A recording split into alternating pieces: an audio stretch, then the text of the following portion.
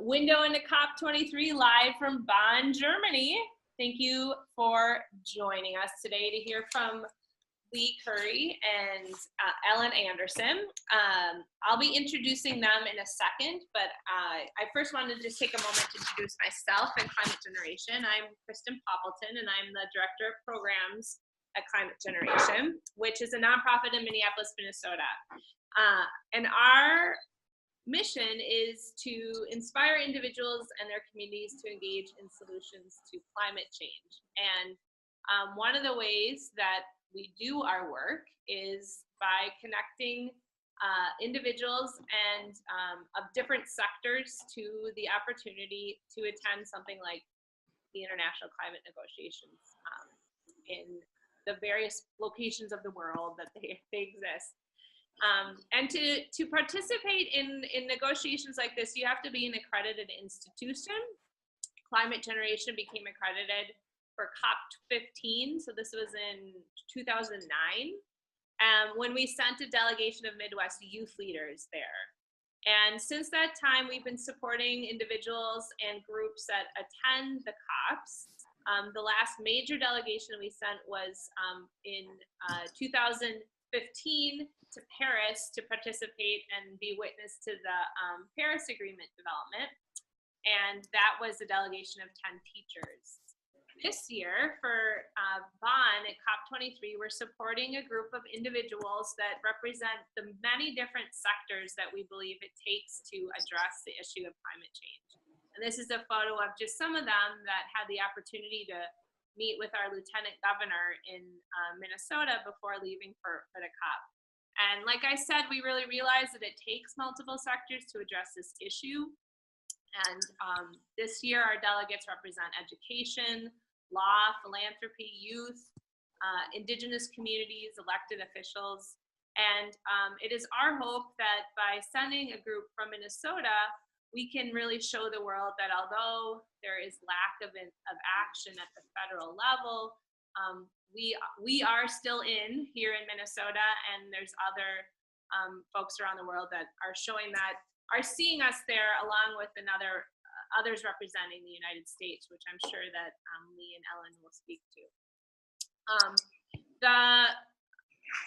Today we're excited to hear from, though, I'm going to move it on to them. So I'm going to stop sharing my screen while I introduce you guys and start sharing yours. Today I am happy to introduce Ellen Anderson, who's the Executive Director of the Institute on the Environment's Energy Transition Lab. She served in the Minnesota Senate from 1993 to 2011 and from 2012 to 2014. She was also Senior Advisor on Energy and the Environment to Governor Mark Dayton.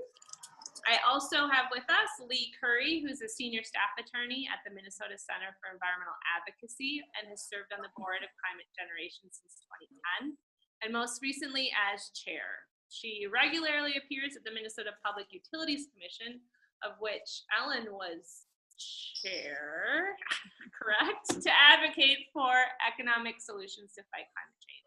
So we're really excited to hear from you guys. And for those of you watching, if you do have questions, feel free to write them in the chat box and we'll try to kind of monitor those. But I'm going to shut up now and listen to these folks in Germany. Take it away. Okay, sure. So we'll try to speak up here. We're actually in the Bonn zone of COP23 right now. We found what we think is a quiet corner to do this webinar, but there are lots of people still here at 7 p.m. There's still actions going on. So we'll try to speak up, and if you can't hear us, chat in the chat box and we'll do a better job. But as Kristen said, I'm Leigh Curry. I am a Senior Staff Attorney at the Minnesota Center for Environmental Advocacy. So as Kristen said, this Climate Generation delegation is the multi-sector delegation, and I'm here representing the legal sector. So trying to have an eye toward what can we do as the legal community to really drive solutions to climate change. Most of what I do right now, as Kristen mentioned, is in the electricity sector.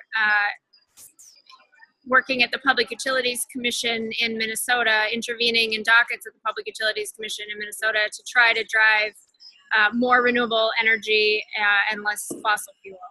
So I'm really here to learn, to figure out what other countries are doing, what other non-state actors are doing that I could bring home to Minnesota.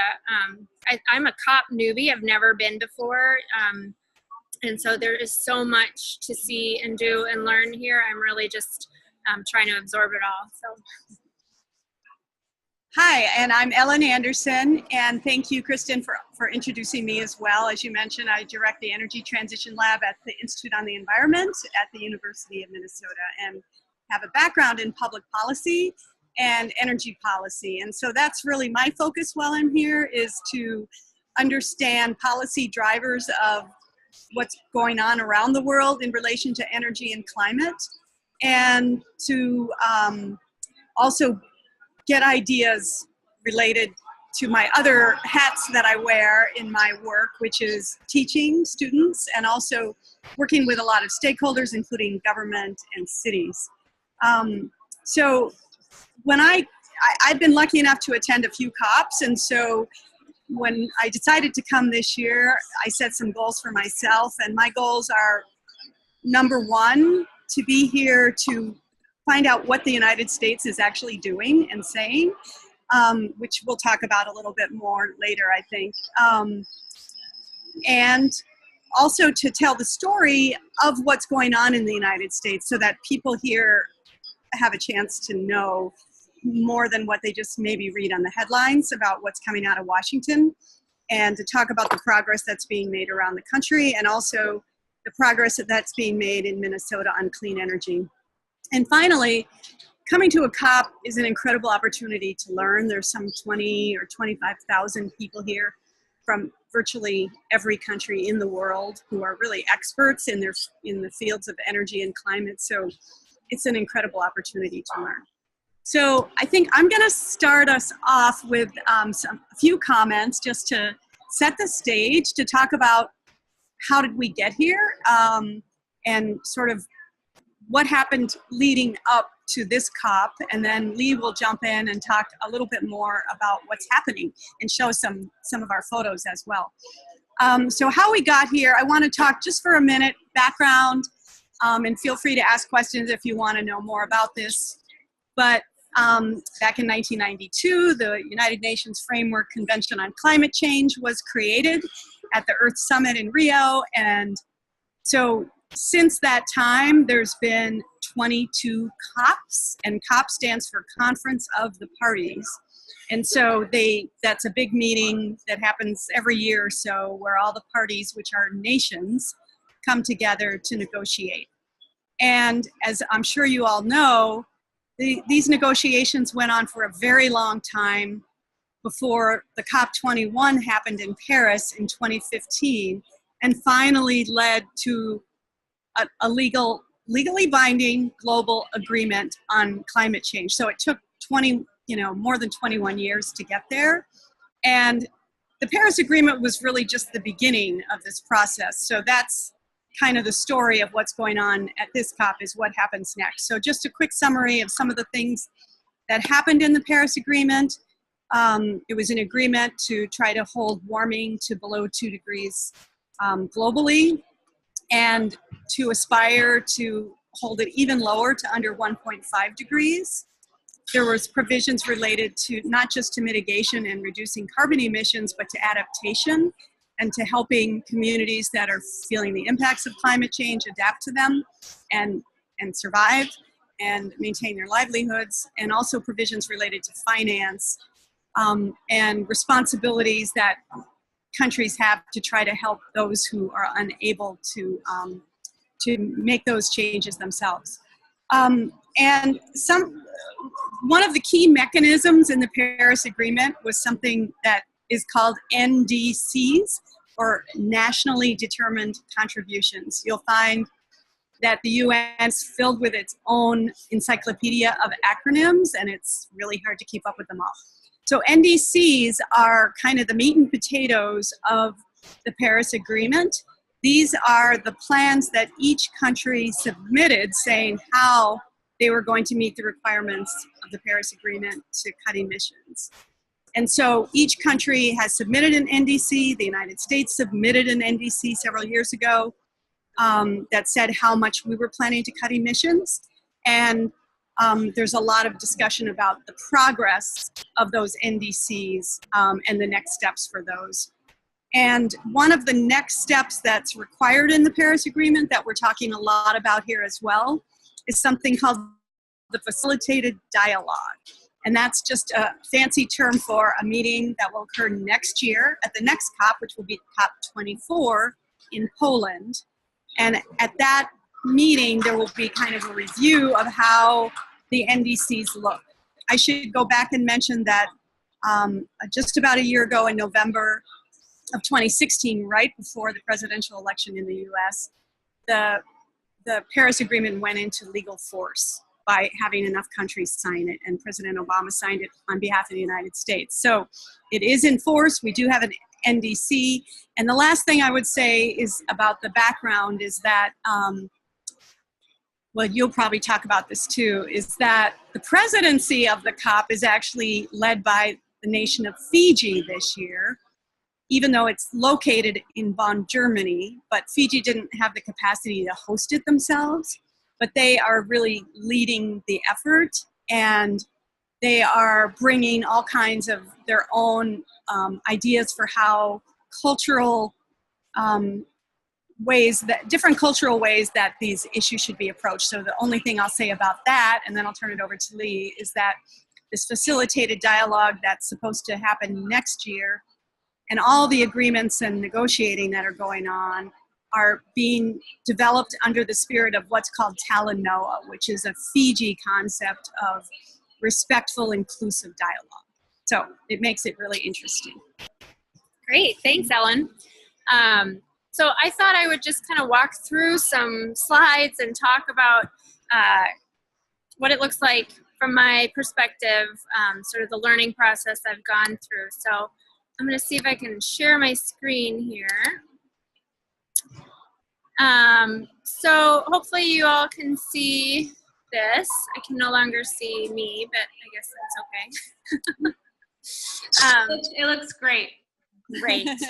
So this is just a picture of a historic building, a cathedral in Bonn. It's lit up for the COP. There's been some activities throughout the city center. Most of them, though, are a little bit outside of city center at these two zones. So this is the entrance of Bonn zone, which is where Ellen and I are right now. And that zone is where there's civil actors and civil action. So there's pavilions for each country. Actually, Ellen and I are sitting in a little kiosk right now of Bangladesh. They have a kiosk displaying some information about their actions on climate change. And as you can see with the entrance, there's a lot of security. It's a really well-run operation. I think there's only 2 or 3 entrances to each zone, and the whole footprint, with, if you look at both of these zones, is a couple miles. I think it's quite a long way from one end all the way down to the other. This is a picture outside of the entrance on the way between the zones. I don't know if Kevin Ruther's watching. He's my boss at MCEA, but he asked when I was leaving if there's going to be a winter market, which apparently is famous around Germany around the holiday season. And we're a little bit early for the winter market season here in Germany, but they did put a mini winter market between the two zones, and that Ferris wheel is part of it. Not that we've had time to go. Yeah, so then the first day, those pictures were from my first evening when I walked down and got registered. The first day was an opening ceremony. This is a slide of Fiji traditional people putting on a traditional ceremony of drinking kava and sort of offering up this drink to the president of the COP. So it was an interesting ceremony. And there was a song by the International School of Bonn, sort of showing this collaboration and partnership between Fiji and Bonn. And yeah, Frank, I see your question about is there a United States Center, and I'm going to talk about that in just a minute. I have a few slides about that. This was also the first night, sort of an opening reception. There was a Fiji band, a police band. You can see there the conga line. Apparently that transcends all cultures. Some dancing. So then the second day got into some of the more of the meat of it. And this slide is a picture of, this is the president of the COP. He's the Prime Minister of Fiji. And this was an interesting session that I wanted to talk about a little bit. It was called the Open Dialogue between the parties and the non-party stakeholders. I went to it not totally understanding what it was, but got in there, and it was a smaller room. I have a couple slides in a minute of sort of the bigger rooms where the full COP, the full conference of the parties meet. This was a much more intimate setting. And around the table, you can see in this picture, there's the president and the chair, and then Hungary is the one in view here. But the parties were around the table, and then there were also non-parties that were sitting at the table. So normally in the big sessions, the non-parties are not sitting up front at the tables; they're sort of in the back. And the sessions the official sessions I've seen, the non-parties are given an opportunity to speak, generally at the very end, and sometimes the parties are no longer in the room at that point. And this was an attempt, for the first time ever, Fiji, as the president, decided to have an open dialogue between the non-parties and the parties. So they all got to sit at the table and discuss and a couple of questions. And the main questions are, how do we work together? How do non-party stakeholders contribute to the NDCs that Ellen was talking about, and contribute to the process of increasing and ratcheting up the NDCs, which has to happen? And then the second question was, how do we do a better job of working to the process of including the contributions from these non-party stakeholders? And I was really glad I went to this session, because I was starting to wonder, how are we as observers? Where you can see our little tags here, they say observer on them, and they're yellow. And if you're a party, they're purple, and they say party, and you have different rights as an observer versus a party. So I was starting to wonder, how are we supposed to engage in this process? How are we supposed to offer our input, if at all, really, other than through these 1-minute statements? And how do you get to be the person that gives that 1-minute statement? And so it was interesting to listen to this discussion, because they really did dig into this, what could be better, how can we better include these non-party stakeholders?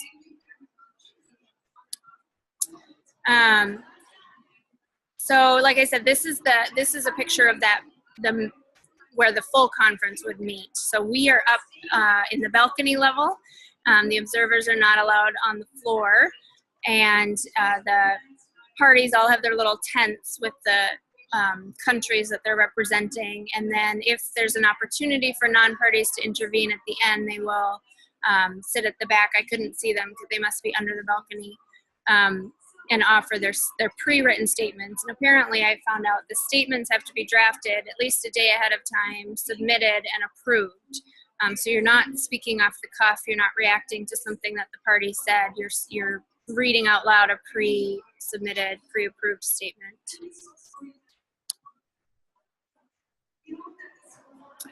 Oh, and then we got to go to Ellen's press conference. So I don't know if you want to talk a little bit about what that was. Well, just real briefly. So it's not really my press conference, but I got to be in it. And thank you to Climate Generation for setting this up. And essentially, there's a group called the US Peoples Climate Delegation. There's a lot of things that have sprung up in the absence of U.S. leadership and in the context of President Trump saying that he's going to withdraw from the Paris Agreement, although he hasn't legally done that because he can't for 4 years. But we expected very, very little to no presence of the United States officially here.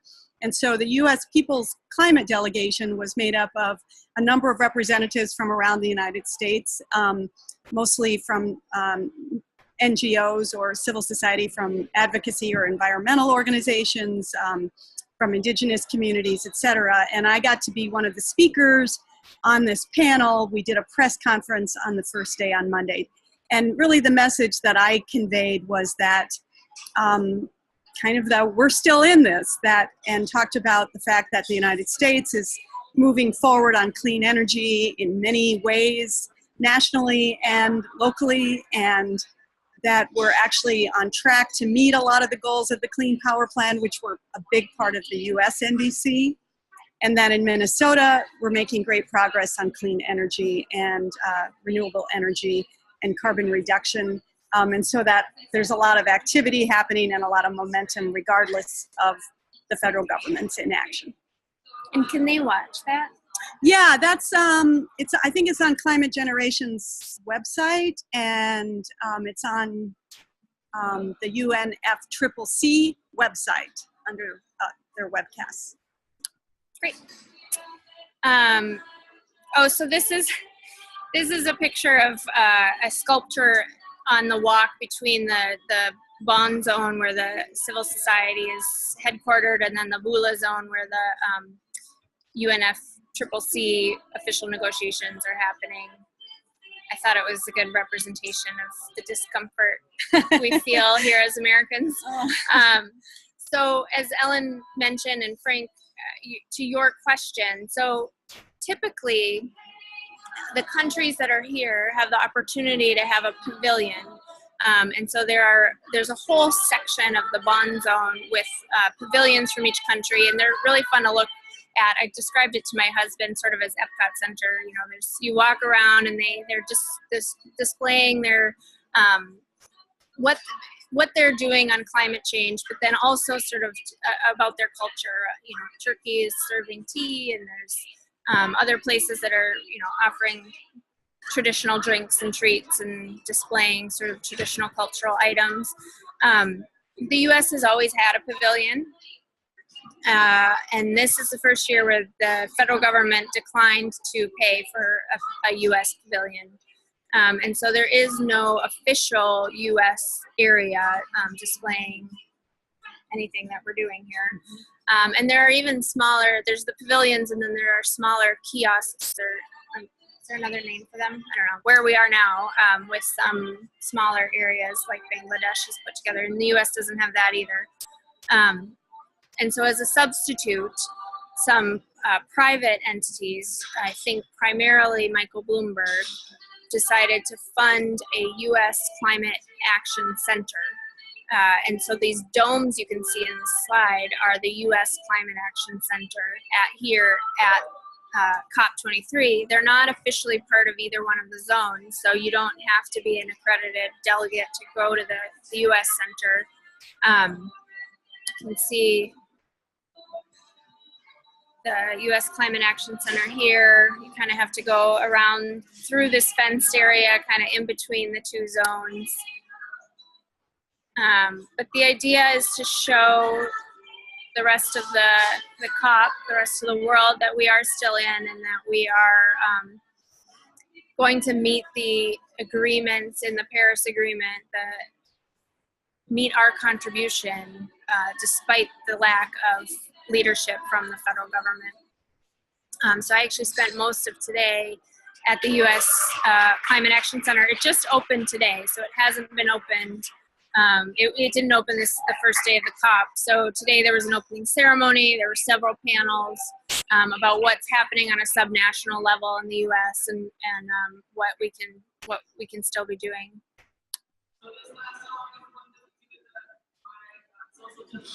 That's another view of it.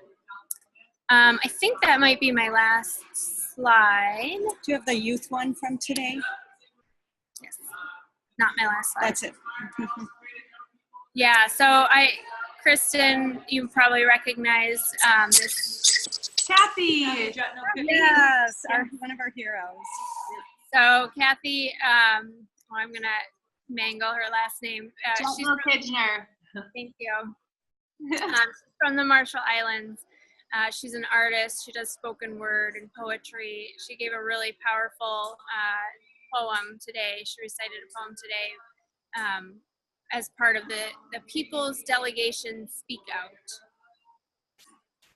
And she represents, as representative of the Marshall Islands, they're very much on the front lines of climate change and expect and know and are trying to prepare for and spread the word about the fact that their island, their land won't be there for too much longer because will be underwater.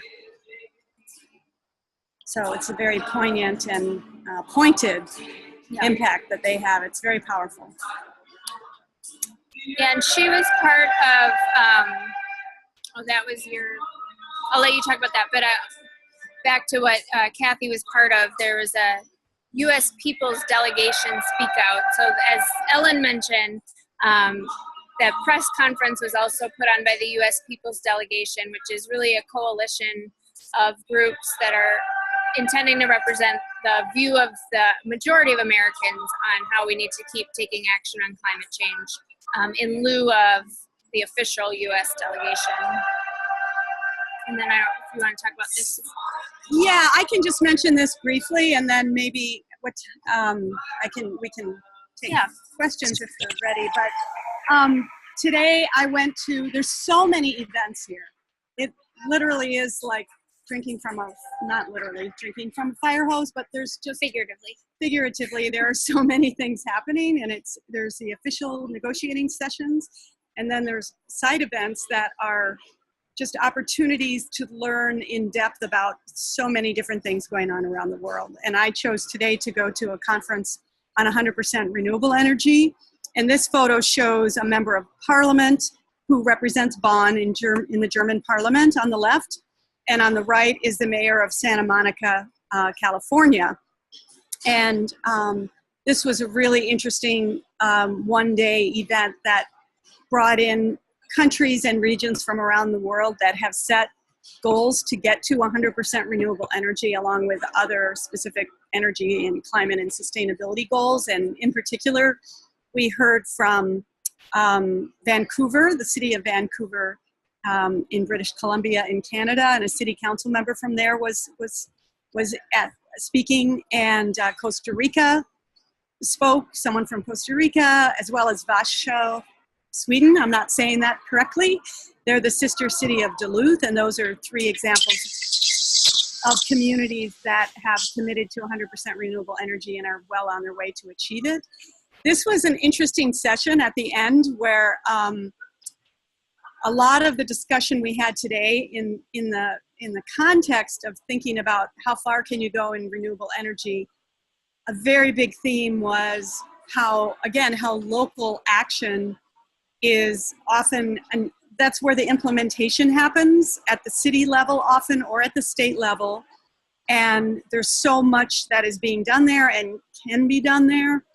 And then cooperation between those different levels is really helpful towards that. But we had some examples in Vancouver. The city council member talked about how she sort of brought up the US political situation and said, just like the US, we did not have friendly leadership at the federal level when we decided to do this, and we moved forward anyway.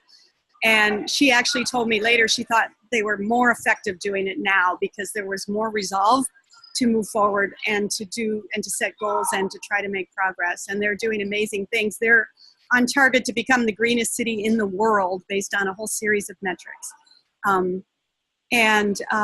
We also heard from other places where there is cooperation between the city level and the state or the national level, kind of supporting each other's goals. So a range of examples. Yeah, one thing that I've noticed that was a little bit surprising to me, I guess I wasn't expecting it. I thought, or I had assumed, I guess, that the focus in the US about how we really need state level, local level, subnational action was based primarily on last year's election and the fact that we're not getting any federal action and that the Clean Power Plan is potentially no longer in play. But all throughout COP and for all the countries, there is a focus on the need for additional local and subnational non-party action that really, to meet the NDCs and to meet the Paris goals, there has to be more than just government action. And so how do we leverage these other sectors? And I went to a panel today about, it had Microsoft was there talking about how they have internal carbon pricing. There was an international energy cap and trade representative there about their cap and trade program. California representatives there about one from the state universities saying they've set a 100% carbon neutral goal by 2025. It was a really interesting discussion of all the different levers that are available to pull in order to achieve carbon reductions, that it's not just relying on the highest level of government. And in fact, you can't do that. You have to do other action. So to some degree, there's been a comfort in figuring out that we couldn't have relied on our federal government to do it anyway. And so the fact that we now can't is not, it doesn't change everything. Maybe I can just jump in and also add to that. So at this conference, two things I wanted to point out. One is the country of Argentina had their climate change coordinator for the whole country who spoke. And she talked about the fact that they mapped out the whole country, looked at climate risk, resiliency, and they mapped out kind of some different layers they put on this map, including the vulnerability of the population in that area, like if they had a lot of elderly people or poor people.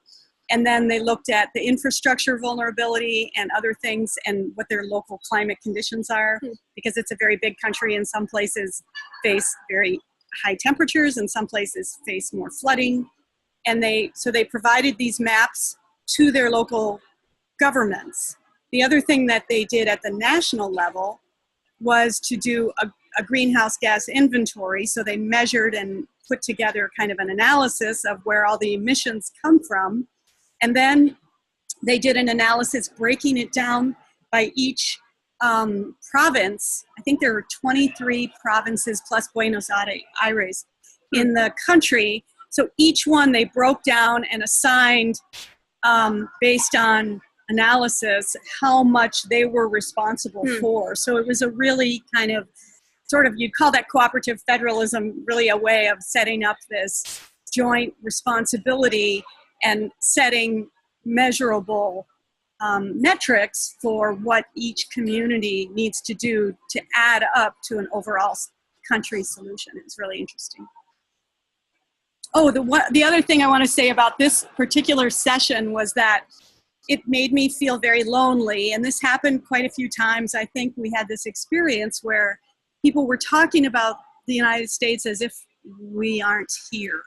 And it's a strange feeling, given that we're used to being kind of the big gorilla in the room oftentimes when we go to world events. The presence of the US is often felt pretty strongly, sometimes positively, sometimes not so much. But now people kind of assume, since the government isn't here, that we're not here. And so I think it is really important that we are here and that we're trying to communicate with as many people as possible to let them know, as this mayor of Santa Monica was doing, that, you know, all these things are happening in the United States, and don't believe everything you see in the media or on Twitter on every morning. Awesome.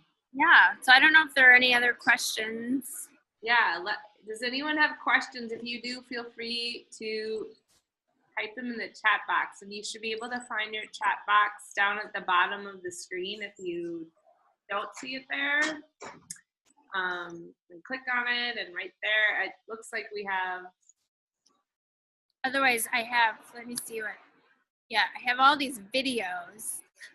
Oh, sometimes those work, sometimes they don't, just because it's broadcasting, but you can try. Share now. Oh, Beth Mercer Taylor has a question. I was wondering if you could talk a little bit more about the companies that are at the US tent versus the whole thing, Beth, or? Yeah. At the US Pavilion, I don't know which companies are part of it. I was only there for Yeah. a short I feel time. like here, can I grab a piece of paper? Sure. Okay. Leigh may have that information because she maybe collected some stuff there today. So, I mean, the tent is, let's see, it's primarily financed by Michael Bloomberg. The panels I was talking about had some private companies on them talking about what they were doing. So the panels that I saw were Microsoft, Berkshire Hathaway, which is a big energy company.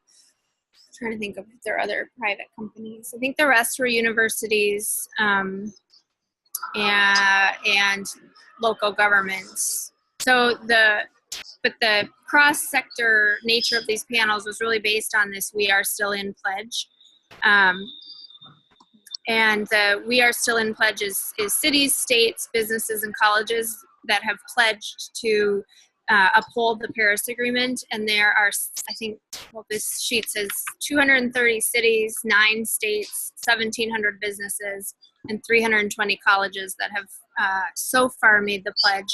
Part of what they would like to see coming out of COP is to see more, to see that grow, to try to get more states, more businesses, etc., pledging to meet those goals.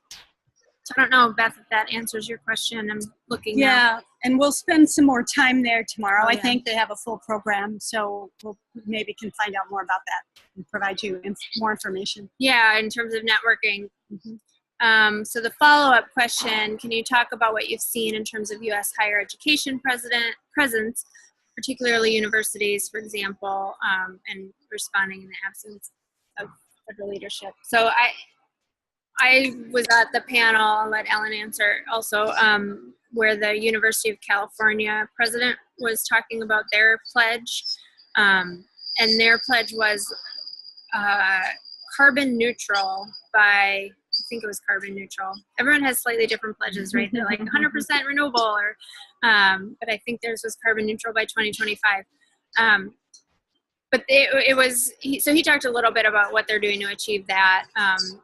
And I think there is a role for higher education in sort of their own footprint, like he was talking about. And then he talked a little bit about how to fill the gap in terms of research funding that has gone away, in response to a question that he was asked about, you know, what do we do as scientists who had been relying on federal funding, like from NOAA, for example, doing climate research? How do we continue to do climate research without that federal funding? And so he talked a little bit about how the private or the universities partnering with states to try to fill that gap, but he admitted that they haven't fully figured it out.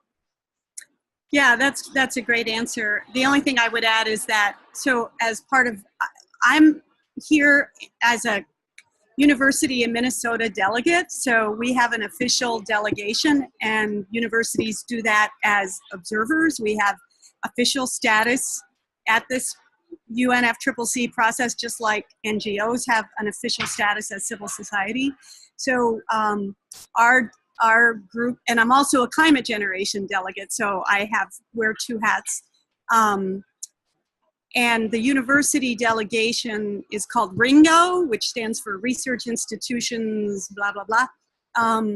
So they meet every day. They have briefings once every morning, and they tend to be pretty wonky, where, excuse me, where you have a lot of faculty or researchers from universities around the world who follow different aspects of the specific legal documents that underlie the UNFCCC. And there's several different, it's not just the Paris Agreement, there's a number of other kind of, there's the CMP and there's sort of the follow-up of the Kyoto Protocol, et cetera, et cetera. It's very complex and more than I want to get into today. But so that's another part of the process. They come here and follow it and provide a lot of information. And I also should mentioned that there's been, I asked the question, how can universities help in some of the panels that I attend, and we've heard a lot of that, similar to what Leigh said, that for cities, for government, for others that are trying to figure out how to find innovative solutions to climate change or energy challenges, they really look to universities to help with research, to help provide students who can be interns and help work on projects and learn and provide the workforce. So they play an important role in this whole process.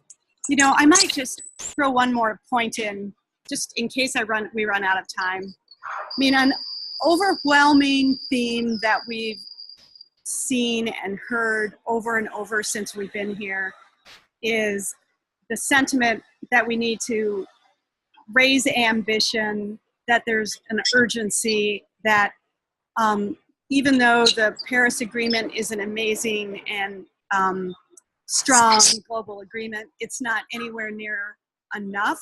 The NDCs are not enough to really keep warming to where it will allow us to live in a habitable planet. And so we heard that over and over, including from the UN themselves. I mean, they started out with the theme of go further, faster. And we've also heard that in terms of all the next steps. People want to make sure that the countries continue to try to do more than they've already pledged to do. So that's just a consistent theme that it seems that thousands of people who are here share. So it's inspiring, and it's also just really an important element of the conversation. Thanks, Ellen.